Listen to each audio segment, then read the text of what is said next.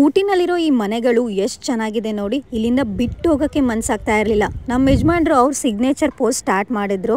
ಹಾಗೆ ಇವತ್ತು ನಾನು ನಿಮಗೆ ಕುನ್ನೂರಲ್ಲಿರೋ ಟಾಯ್ ಟ್ರೈನ್ ತೋರಿಸ್ತೀನಿ. ಆದಷ್ಟು ಟಾಯ್ ಟ್ರೈನ್ನ ಆನ್ಲೈನಲ್ಲಿ ಬುಕ್ ಮಾಡ್ಕೊಬನ್ನಿ. ಇಲ್ಲೇನಾದರೂ ಬಂದು ಟಿಕೆಟ್ ತೊಗೋತೀನಿ ಅಂದರೆ ಇಡೀ ದಿನ ವೇಸ್ಟ್ ಆಗುತ್ತೆ, ನಿಮ್ಮ ಪ್ಲ್ಯಾನ್ ಎಲ್ಲ ತಲೆ ಕೆಳಗಾಗುತ್ತೆ. ನಮ್ಮ ಥರನೇ ಏನಾದರೂ ಬರೀ ಫೋಟೋಸ್ ವೀಡಿಯೋಸ್ಗೋಸ್ಕರ ಟಾಯ್ ಟ್ರೈನ್ ನೋಡೋದಕ್ಕೆ ಬರೋದಾದರೆ ನೀವು ಅದಕ್ಕೂ ಬರ್ಬೋದು. ಯಾಕೆಂದರೆ ಅರ್ಧಕ್ಕರ್ಧ ಜನ ಬರೀ ಟಾಯ್ ಟ್ರೈನ್ ನೋಡೋದಕ್ಕೇ ಬರ್ತಾರೆ.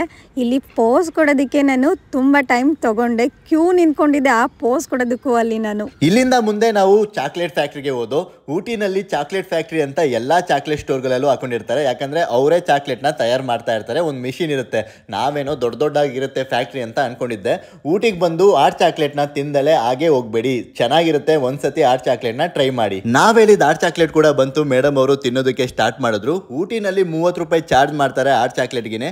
ಇವರು ಫ್ರೀ ಆಗಿ ಕೊಡ್ತಾ ಇದ್ದಾರೆ ಅಂದ್ರೆ ಬಿಡ್ತೀವಾ? ಮತ್ತೆ ಇನ್ನೊಂದು ಕೇಳ್ದೋ, ಇನ್ನೊಂದು ಕೂಡ ಕೊಟ್ಟರು. ಊಟಿಗೆ ಬಂದು ಚಾಕ್ಲೇಟ್ ತಗೊಂಡು ಹೋಗ್ಲೇಬೇಕು. ಊಟಿ ಚಾಕ್ಲೇಟ್ ಒಂಥರ ಟೇಸ್ಟ್ ಡಿಫ್ರೆಂಟ್ ಆಗಿರುತ್ತೆ. ಮೇಡಮ್ ಅವರು ಸ್ವಲ್ಪನೇ ತಗೊಂಡ್ರು ಸಾಕು ಅಂತ. ಇಲ್ಲಿಂದ ನಾವು ಮುಂದಿನ ಜಾಗ ಕೊಟ್ವಿ. ನೆಕ್ಸ್ಟ್ ಪ್ಲೇಸ್ ತುಂಬಾನೇ ಚೆನ್ನಾಗಿದೆ. ಏನೇ ಹೇಳಿ, ಮಳೆನಲ್ಲಿ ಬೈಕ್ ರೈಡ್ ತುಂಬಾನೇ ಚಂದ. ಗುಡ್ಡದ ಮೇಲೆ ನಿಂತ ಪ್ರತಿಯೊಬ್ಬನು ಶುರು ಮಾಡುವಾಗ ಅದರ ಬುಡದಲ್ಲೇ ಇದ್ದ. ನೀವು ಇಂದು ಎಲ್ಲಿದ್ದೀರಿ ಎಂಬುದನ್ನು ಚಿಂತಿಸುತ್ತಾ ಕೂರಬೇಡಿ. ಸಣ್ಣ ಸಣ್ಣ ಹೆಜ್ಜೆ ಇಡಿ, ಮಹತ್ವದ ಸ್ಥಳ ನಿಸ್ಸಂಶಯವಾಗಿ ತಲುಪುತ್ತೀರಿ.